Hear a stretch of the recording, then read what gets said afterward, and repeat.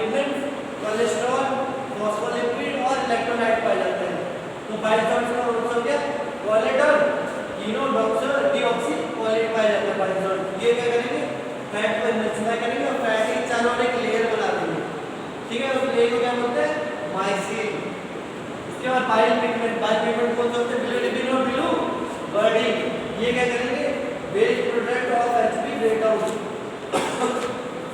तो जितने भी हीमोग्लोबिन ब्रेकडाउन हुए उसे क्या कर देगा, निकाल देगा।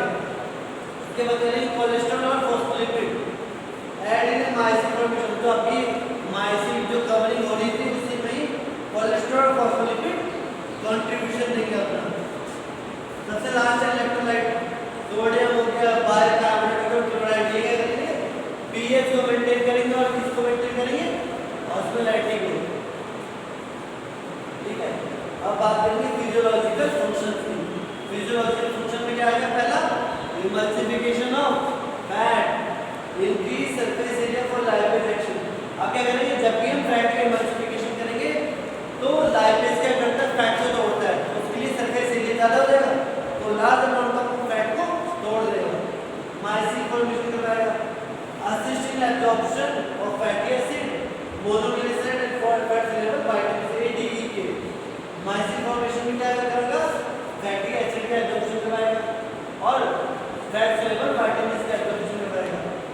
न्यूट्रलाइजेशन ऑफ एसिड काइन, जो आपका काइन हो रहा था उसका न्यूट्रलाइजेशन करवाएगा, ठीक है। Entry in डियोडेनम। फोर्थ क्या है, एस्पिरेशन करवाएगा वेस्ट प्रोडक्ट का, ठीक है, सच एज बिलिरुबिन और कोलेस्ट्रॉल,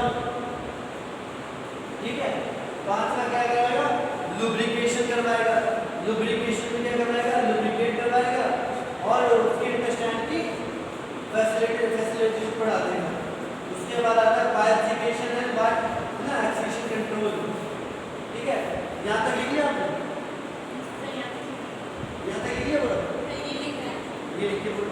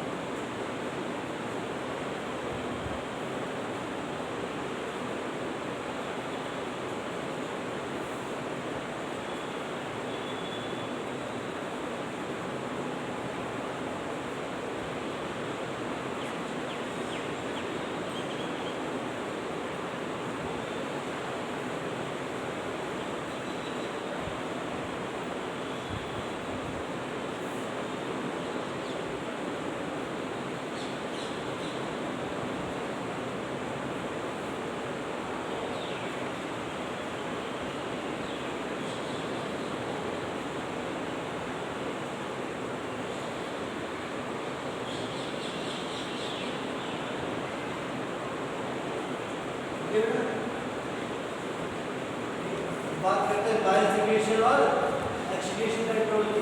जो बायोसिक्रेट हो रहा था और जो एक्सक्रीट हो रहा था कंट्रोल कैसे करेंगे, तो हार्मोन बता दिए कौन कौन से काम करेंगे और उसके इफेक्ट बताया। पहले सेक्रेटिन जो रिलीज हो रहा था वो क्या करेगा, वॉल्यूम ऑफ पाइल को बढ़ा देगा, जितना पाइल रिलीज हो रहा था उसका क्या बढ़ा देगा, वॉल्यूम बढ़ा देगा, क्योंकि क्या आता है इसके बाइकार्बोनेट सिस्टम, ठीक है। उसके बाद सीसी के कोलोसिस्टोकाइनिन रिलीज हो, वो क्या कराएगा, गॉल ब्लैडर क्या कर रहा था, कॉन्ट्रैक्शन करवा रहा था, ठीक है, और क्या कर रहा था, पाइल को एक्सक्रीशन करवा रहा था, ठीक है। तीसरा जाता है वैगस नर्व, क्या जाता है वैगस नर्व, क्या करेगा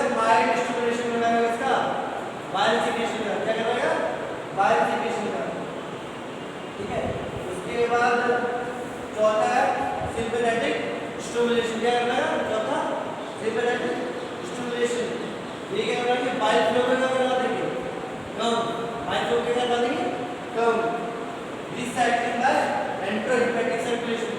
और फिर क्या करवाएंगे, तो जब बाइल फ्लो को हम क्या करना, मतलब कि आपकी बॉडी से वो बाहर नहीं चल रही है, तो जितने बाइल फ्लो बने हैं उससे आपको अपनी बॉडी में स्टोर करना है।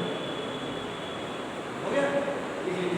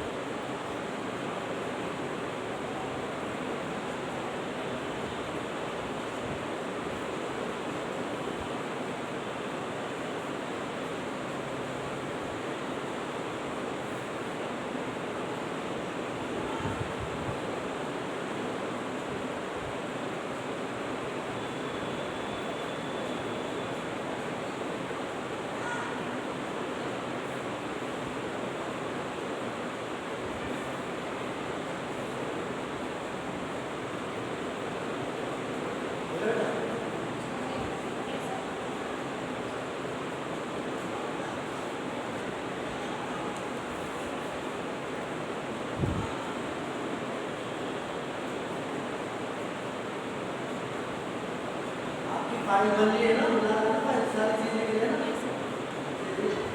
सर कल वो असाइनमेंट लेके आना है। लेके आ जाएगा।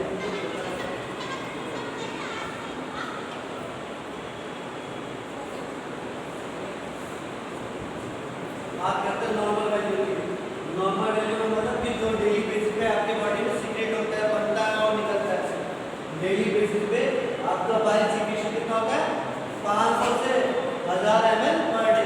तो 500 से 1000 ml पर डे आपका बाइल बनता है, सीक्रेट होता है।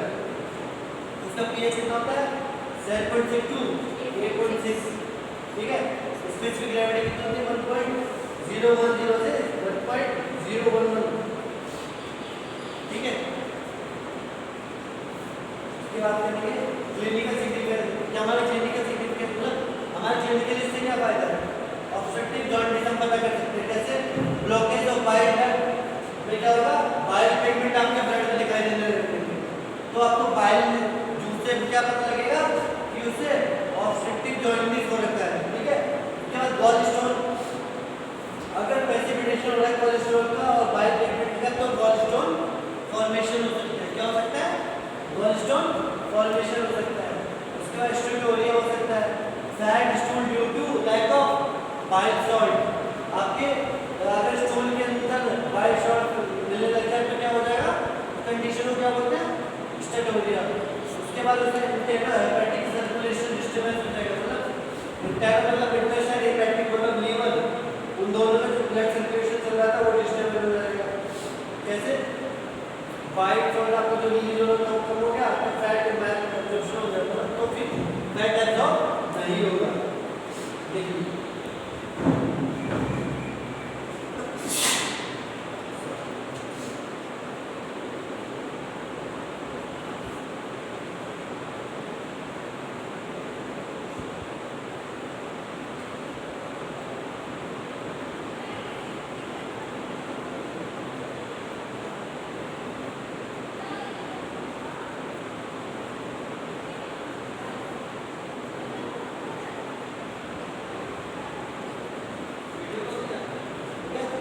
इसके बाद अगला में क्या करना है, प्रिकॉशन। ठीक है, प्रिकॉशन क्या है, handle the animal carefully and ensure proper anaesthesia.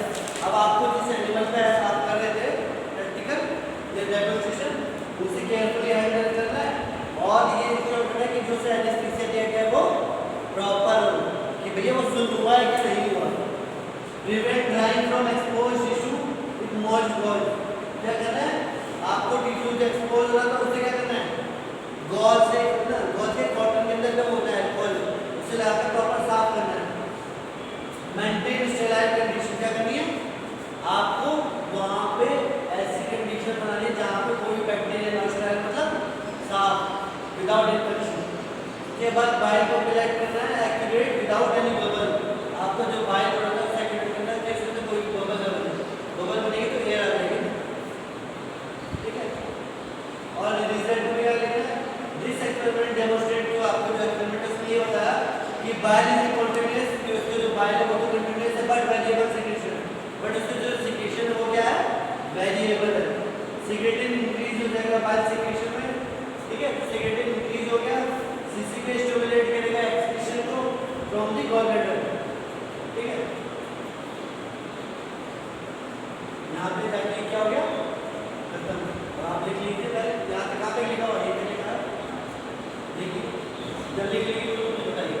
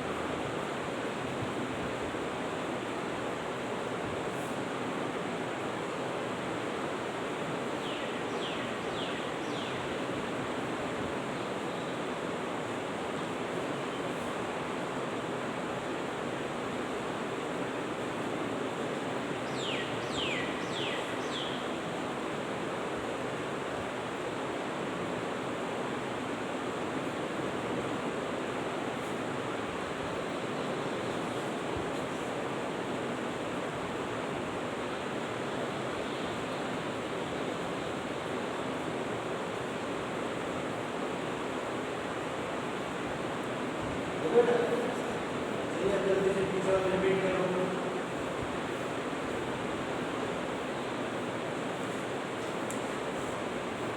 ठीक है,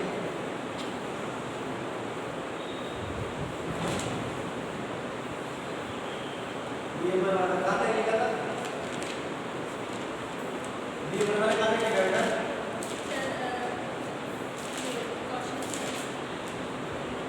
कहाँ तक लिखा है नीचे, यहाँ पे लिखा है नीचे नॉर्मल वैल्यू तक। चलिए फैक्टर इफेक्टिव कौन सा है, आपको फिजियोलॉजिकल फैक्टर इफेक्ट कर सकता है, मैथोलॉजिकल कर सकता है और एनवायरनमेंट भी कर सकता है। फिजियोलॉजिकल पे लिखिए, बता दो ना, ठीक है। फिजियोलॉजिकल में किसी पर्सन की एज, कोई बच्चा है तो उसके अंदर ज़्यादा चल रहा होगा, कोई बूढ़ा है तो उसके अंदर कम चल रहा होगा। सेक्स पे मेल के अंदर ज़्यादा होता है, फीमेल के अंदर कम होता है। बॉडी सर्फेस एरिया पे डिपेंड करेगा, स्लीप पे डिपेंड करेगा, प्रेगनेंसी पे डिपेंड करेगा। फीवर है, फीवर में ज़्यादा बढ़ जाएगा, फीवर नहीं है तो नॉर्मल हो जाएगा। पैथोलॉजिकल कि भाई उसे कोई थायराइड की प्रॉब्लम दिक्कत तो नहीं है, अगर उसका थायराइड बढ़ गया that condition is called as hypothyroidism. Hypothyroidism में क्या हो जाएगा, बीएमआर बढ़ जाएगा। उसके बाद हाइपोथायराइडिज्म में क्या हो जाएगा, बीएमआर कम हो जाएगा। कोई माल न्यूट्रिशन, उसने ढंग से खाना नहीं खाया, उसका बीएमआर कम होगा। एनीमिया, किसी के ब्लड के अंदर हीमोग्लोबिन कम हो गया तो उसका बीएमआर कम हो जाएगा। एनवायरनमेंट, अब एनवायरनमेंट कैसे अफेक्ट करेगा, अगर बाहर का टेम्परेचर ज़्यादा है तो बॉडी का अपने आप बढ़ जाएगा। एल्टीट्यूड में ऑक्सीजन कम होता है, मतलब आपका बीएमआर कम हो जाएगा।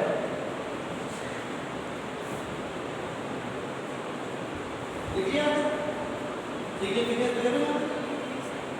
सिग्निफिकेंस में बताया इंडिकेट थायराइड एक्टिविटी क्या indicate thyroid activity and metabolic status, useful in diagnostic and management of metabolic disorder. ठीक है, तो इससे आपको पता लगेगा किसी पर्सन को थायराइड है कि नहीं है. ठीक है, थायराइड ज्यादा होगा तो बीएमआर बढ़ेगा, और थायराइड नहीं होगा तो नॉर्मल होगा. ठीक है, किसी को मेटाबॉलिक डिसऑर्डर जैसे कि थायराइड डिजीज बता रखा है, अगर उससे पता चलेगा तो उसकी डायग्नोसिस भी पता लगेगी, तो थायराइड को कैसे ठीक करना है वो मैनेजमेंट हम उसे बता देंगे, और सब ये भी बता देंगे उसकी पर डे में कितनी एनर्जी की जरूरत है उसकी बॉडी के नॉर्मल फंक्शन काम करने के लिए. ठीक, देखिए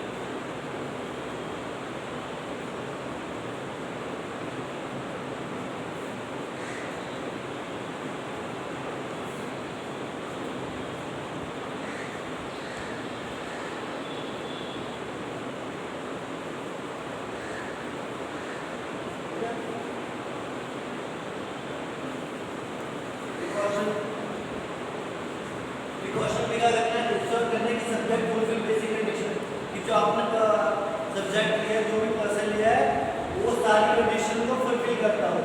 कोई जो आपने एपरेटस का बीएमआर नापने के जो आपने इंस्ट्रूमेंट लिया उसमें कोई लीकेज ना हो. आपने जो गैस एनालाइजर लिया है उसके O2 CO2 सेपरेट करने के लिए वो पहले से कैलिब्रेट कर रखना. आप जो टेस्ट ले रहे हो क्वाइट में टेंपरेचर लेना. ठीक है, ताकि 24-20 से 25 डिग्री सेल्सियस टेंपरेचर रूम का बस. अब रिजल्ट ऑब्जर्वेशन देख लिए कि हाइट कितना हो गया 170 सेंटीमीटर, वेट कितना हो गया 65 केजी हो गया, बॉडी सरफेस एरिया कितना हो गया 1.5 मीटर स्क्वायर हो गया, ऑक्सीजन कंजम्पशन कितना हो गया 250 ml पर मिनट हो गया, एनर्जी इक्विवेलेंट किसकी है वो 4.825 किलो कैलोरी